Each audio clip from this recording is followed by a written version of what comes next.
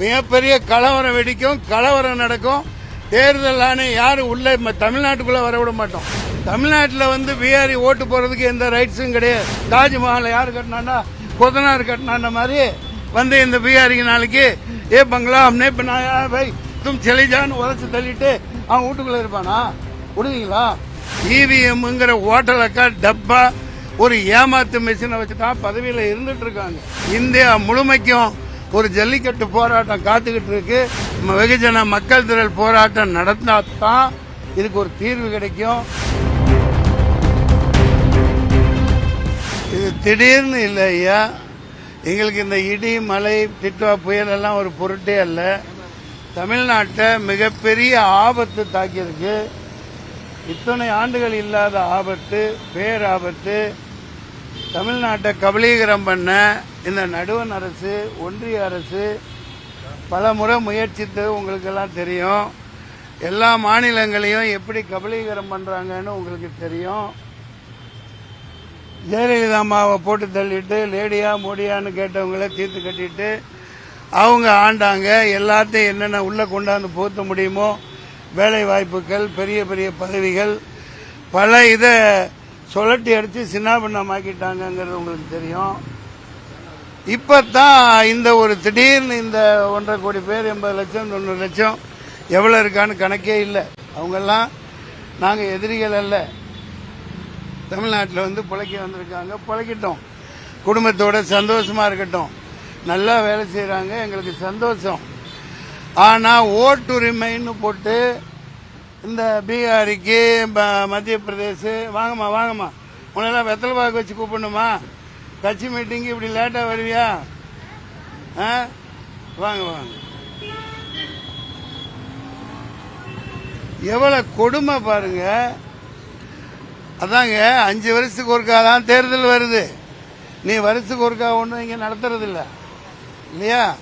இப்ப நம்ம குலதெய்வ சாமிக்கு கும்பிட போறேன்ட்டு நம்ம ஊர்லயே வருஷத்துக்கு ஒருக்கா எல்லா மக்களும் போய் அவன் குலதெய்வத்தை கும்பிட்டுட்டு கிடா வெட்டிட்டு சந்தோஷமா நம்மளே சென்னையில இருந்து எல்லாம் போயிட்டு வர்றாங்க. அப்படி இருக்கையில உன் வழிபாடு அங்க, நீ உன்னோட குலதெய்வம் அங்க, அப்பா அம்மா அங்க, நீ பிறந்தது அங்க, நீ ஓட்டு நீ எங்க போடணும்னா பீகார்ல போடணும். தமிழ்நாட்டில் பீகாரி ஓட்டு போறதுக்கு எந்த ரைட்ஸும் கிடையாது. முக்கியமா இந்த இடத்துல அந்த ஒரு 4 நாள் முன்னாடி பார்த்தேன், ஈரோட்டில் கலெக்டர் பீகாரிகள் இங்க ஓட்டு செலுத்தலான்னாங்க. தொலைச்சிருவேன், மிகப்பெரிய தவறு. ஜனநாயக ரீதியா போராட்டம் பண்ணுவோம். இந்திய ஜனநாயக புலிகள், டெமோக்ராட்டிக் டைகர்ஸ் ஆஃப் இந்தியா, இது சாதாரண கட்சியா இருக்கலாம். ஒட்டுமொத்த தமிழ் தேசியம் இந்த தமிழ்நாட்டை பாதுகாக்கிறவங்க எல்லாம் ஜாதி மதம் எல்லாத்தையும் தூக்கி போட்டு ஓரணியில திரளணும். புரியுதுங்களா? நில்லுங்க. அந்த கலெக்டர் எப்படி சொன்னார்னு எனக்கு தெரியாது. அனுமதிக்க மாட்டோம்.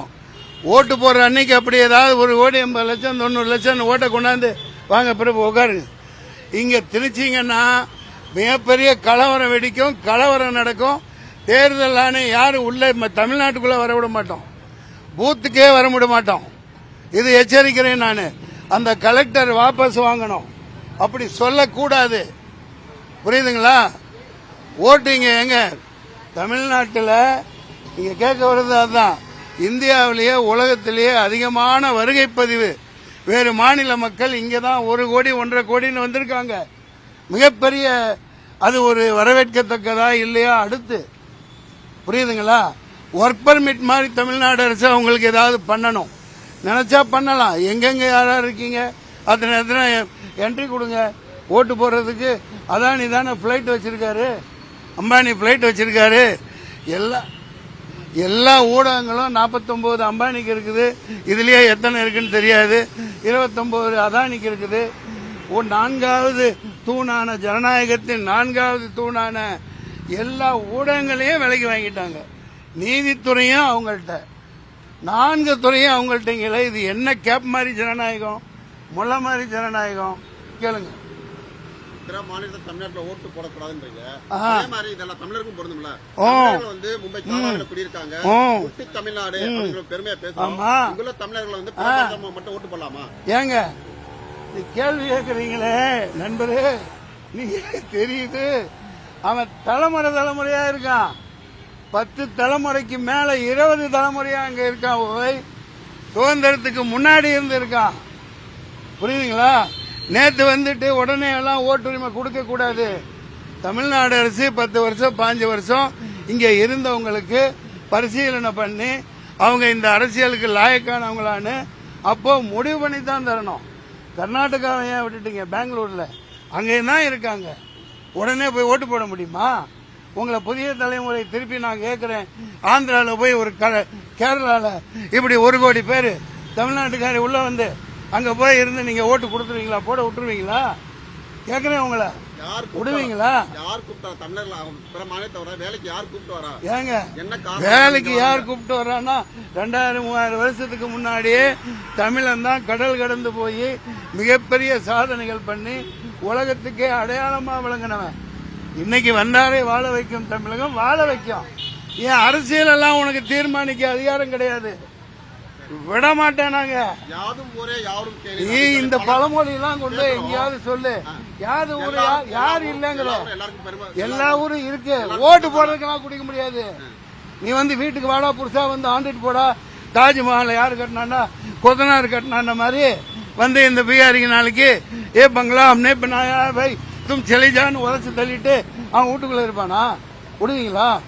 நீங்க யாதும் ஊரே யாவரும் கேள்வி. ஏப்பா 1.5 கோடி பேர் இங்க வந்துட்டா தமிழ்நாடை காக்கிறதுக்கு எவ்வளவு பெரிய போராட்டம் நடந்து எவ்வளவு ரணகலமாகி ரத்தகலமாகி இந்திய எதிர்ப்புக்கு எத்தனை நூத்துக்கணக்கான பேர் உயிரை கொடுத்திருக்காங்க.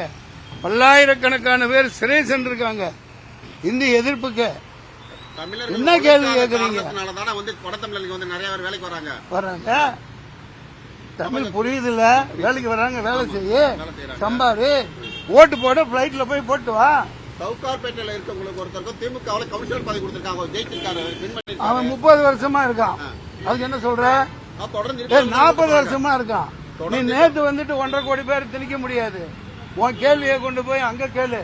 இதுவரைக்கும் 869 பீகார் தான் வந்து ஓட்டுரிமை கேட்டு பதிவு பண்ணிருக்காங்க. இல்ல அதெல்லாம் விட முடியாது. இவன் இப்ப எஸ்ஐஆர் அதான் கொண்டு வர்றான். எங்களை வந்து இந்த குரங்கு அப்பம் பங்கு போட்ட கதையாவெல்லாம் உங்க கதையை இங்க கொண்டாந்து செலுத்தாதீங்க. மத்திய அரசுன்னு இப்ப ஆண்டுகிட்டு இருக்கிற மோடி அரசு மிகப்பெரிய ஒரு மோசடியான ஆட்சி நடத்தி 11 வருஷமா தொடர்ந்துகிட்டு இருக்கிற இது இவிஎம்ங்கிற ஓட்டலக்கா டப்பா ஒரு ஏமாத்து மிஷினை வச்சுதான் பதவியில இருந்துட்டு இருக்காங்க. திருடங்கையில சாவி இருக்கிற மாதிரி இந்த ஜனநாயகம் படாத பாடுபட்டு இருக்கு. இது ஜனநாயகம் இல்ல, அவர் நடத்துறது பொணநாயகம்னு எல்லாத்துக்கும் தெரியும்.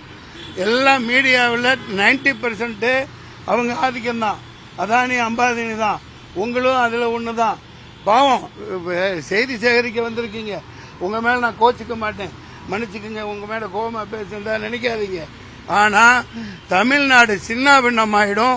தமிழக முதலமைச்சர் முதல்ல சட்டம் போட்டு யாருக்கும் ஓட்டுரிமையெல்லாம் வழங்கக்கூடாதுன்னு சட்டம் போடணும். அதை போடாம இருந்தா போடணும். தீர்மானம் கொண்டு வந்திருக்கலாம். ஓட்டுரிமையெல்லாம் இங்க கொடுக்க முடியாது. நாங்க விட மாட்டோம். ஒட்டுமொத்த தமிழர்களும் விட மாட்டோம். நான் ஏன் இப்ப இவ்வளவு நாளா இப்ப திடீர்னு நம்ம தம்பிக்கு ஆதரவு கொடுத்திருந்தேன் விஜய்க்கு, அப்புறம் பார்த்தா அவரு இந்த ஒரு நான் காலங்காலமா 20-30 வருஷமாவே திமுக பக்கம் போகாதவன் இப்போ அடிப்படையை புரிஞ்சுக்கிட்டு எல்லாம், நான் கட்சி பேரெல்லாம் சொல்ல விரும்பல, அவரு இவரு அந்த கா இந்த கா கோக்கா மக்கா இவரு புதிய கட்சி எல்லாம் பார்த்தா இந்த பொம்மலாட்டம் மாதிரி பப்பட் ஷோ அவங்க இறக்கி விட்டுட்டு இதை தூக்கலான்னு பாக்குறாங்க. நாங்க எங்க கங்காளி சண்டை அடிச்சுக்குவோம். இருக்கிற பல முரண்பாடு இருக்கு, முரண்பட்ட கருத்து இருக்கு. நாங்க வீட்டுக்குள்ள அடிச்சுக்குவோம், உரிமையை கேட்டு வாங்கிக்குவோம். ஆனா இது எல்லா சக்திகளுமே மிகப்பெரிய அளவுல தமிழ்நாட்டை சூறையாட காத்துக்கிட்டு இருக்கு. அதுக்காக தான் நீங்க கேள்வி கேட்டுட்டு இருக்கீங்க. அதெல்லாம் கொடுத்தாச்சு. ஏன்னா தமிழ்நாடு அரசு பொறுப்பெடுத்து அவங்க வந்தாங்க. ஓட்டு போற ஏஜென்ட்டுகள்னு போட்டு அந்த தொகுதியில திமுக இருந்து அதிமுக இருந்து எல்லா கட்சியில இருந்தும் எங்களுக்கு வழக்கமா வரவங்க வந்தாங்க. ஃபார்மை ஃபில்அப் பண்ணி கொடுத்துட்டோம். அது எப்படி என்ன இருந்தாலும் நாங்க விட முடியாது. எங்க ஓட்டுன்னு போச்சுன்னாக்க எலெக்ஷன் நடக்காது. புரியுதுங்களா? அவங்க உதவும் முகமாகத்தான் எல்லா இதுவும் செய்யறாங்க. இப்போ மம்தா பானர்ஜி ஒரே போட்டுருச்சு. தூக்கி போட்டு வந்தா அரெஸ்ட் பண்ணுவேன்றுச்சு. எஸ்ஐஆர் கொண்டு வந்தா எஃப்ஐஆர் இருந்துச்சு. இங்க ஒரு சுமூக இதோட ஒரு இவங்க ஆட்சி கொஞ்ச நாள் இருக்கு. இன்னமும் பேர் ஆபத்து எல்லாத்துக்குமே இப்ப தெரியுது. அதை பாதுகாக்கும் விதமா தான் தமிழ்நாடு அரசு இதை அனுமதிச்சிருக்குன்னு நான் நினைக்கிறேன். தமிழக அரசு எதிர்க்கிறீங்களா? நான் சொல்லி பதிலே முடிச்சுட்டேன். இப்ப மறுபடியும் அதே கேள்வியில் நினைக்கிறீங்க. மம்தா மாதிரி எதிர்க்கலன்னா அங்க காவல்துறை எல்லாமே அவங்க கோட்பாட்டில் அவங்க கையில வச்சிருக்காங்க. எனக்கு தெரிஞ்ச அரசியல் இவங்க ஜெயலலிதா போட்டு தள்ளிட்டு போன ஆட்சியிலிருந்து அதுக்கு முன்னாடி இருந்து பல உயர் பதவிகள்ல நான் காவல் அதிகாரிகளை குறை சொல்றதுக்கு இல்ல, எல்லாம் வேறு மாநிலத்தவர்கள், பண்டாரி, பீகாரி, அது இது லொட்டில் லொஸ்கு யாரோ எல்லா உயர் பதவியிலையும் எலக்ட்ரிசிட்டி ஆபீசியல்ஸ் எல்லா இதுலயுமே கொண்டாந்து ரொப்பிட்டாங்க. அதனால அதை களை எடுக்கணும். தமிழ்நாட்டில் இனிமேல் தமிழ் அதிகாரிகள் தமிழர்களுக்கு முன்னுரிமை கொடுக்கணும்.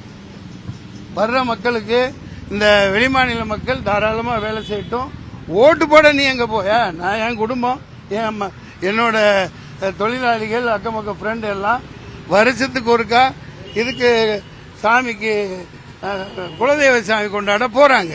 நீ 5 வருஷத்துக்கு ஒருக்கா போ. ட்ரெயின் அனுப்புவான். தாய்லாந்துல இருந்து ஹாங்காங் பறக்குறாங்க. எதுக்குப்பா? டெய்லி காலையில பிளைட்ல வந்துட்டு சாயந்தரம் வேலை செஞ்சுட்டு கொண்டு போய் விட்டுறாங்க. அந்த மாதிரி அதானி வச்சிருக்காரு 1008 பிளைட்டு. அதுல ஏத்திட்டு போய் ஓட்டு போட்டு கொண்டாந்து இறக்கி விடு. உங்களுக்கு என்ன போகுது? ஆமா ஆமா இல்ல கிடைக்கல.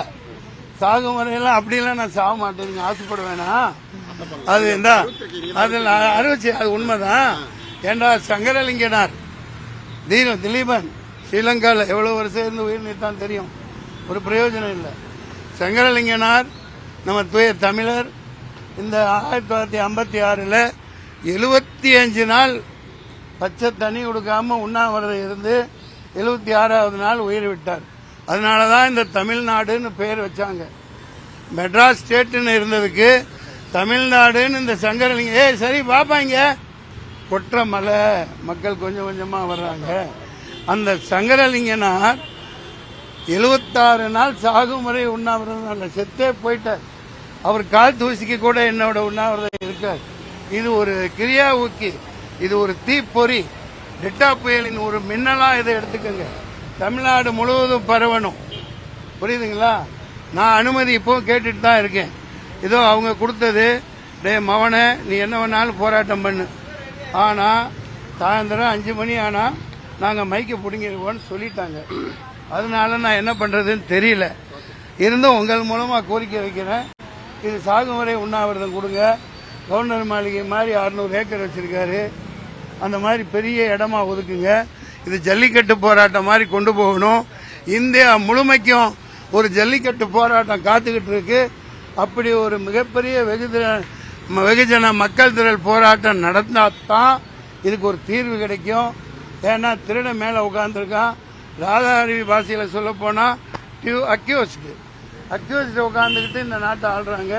நான் சொல்லல, ராதா அருவி சொன்னதை சொன்னேன். எனக்கு அந்த பயமெல்லாம் ஒன்றும் இல்லை. ஆனா சாதாரணமா அவங்க போக மாட்டாங்க. நாங்களும் சாதாரணமா விட மாட்டோம். ஓட்டு இந்த தடவை எஸ்ஐஆர் அனுமதிச்சிருக்குன்னா எங்க எல்லா இதையும் அனுசரிச்சு தமிழ்நாடு அரசு சரியா வழி நடத்தி செத்தவனோட தூக்கி போடும். உயிரோட இருக்கிற ஓட்டு ஒண்ணு கூட மிஸ் ஆகக்கூடாது. நீ இந்த அட்ரஸ்ல இல்ல, அங்க வந்தோம், இங்க போன, இந்த கதையெல்லாம் இருக்கக்கூடாது. நாங்க 10 வருஷம் அந்த அட்ரஸ் இல்லாட்டி பக்கத்து தெருவில் வாழ்வோம், அங்க போய் ஓட்டு போட்டு வருவோம். இதெல்லாம் தவறான சட்டங்கள். எந்த ஸ்டேட்லயாவது போய் அந்த 13ஆம் நம்பர் இது பீகாரில் ஓட்டு செலுத்திய இது இருந்தா இங்க செலுத்துன்னு ஒரு எவ்வளவு பெரிய அயோக்கியத்தனமா இந்த தேர்தல் ஆணையம் பண்ணுது. 1ஆம் நம்பர் அயோக்கியத்தனம், முளமாரித்தனம், முடிச்சவைக்குத்தனம் இந்த தேர்தல் ஆணையம் பண்றது. தமிழ்நாடு கலெக்டர்கள் எந்த டிஸ்ட்ரிக்ட்லயும் பீகாரிக்கோ அசாமிஸ்க்கோ ஒரு 100-200 பதிவு பண்ணவர்கள் தவிர ஓட்டுரிமை தமிழ்நாடு அரசின் உத்தரவின்றி, தமிழக மக்களின் உத்தரவின்றி கொடுக்க கூடாது. கொடுத்தா நான் அங்க போய் சாகும் வரை இல்ல, வெளியே வர விட மாட்டேன், போராட்டம் பண்ணுவேன். ஈரோடு கலெக்டர் வீட்டு முன்னாடி போராட்டம் பண்ண போறேன். அவர் வாபஸ் வாங்கணும்.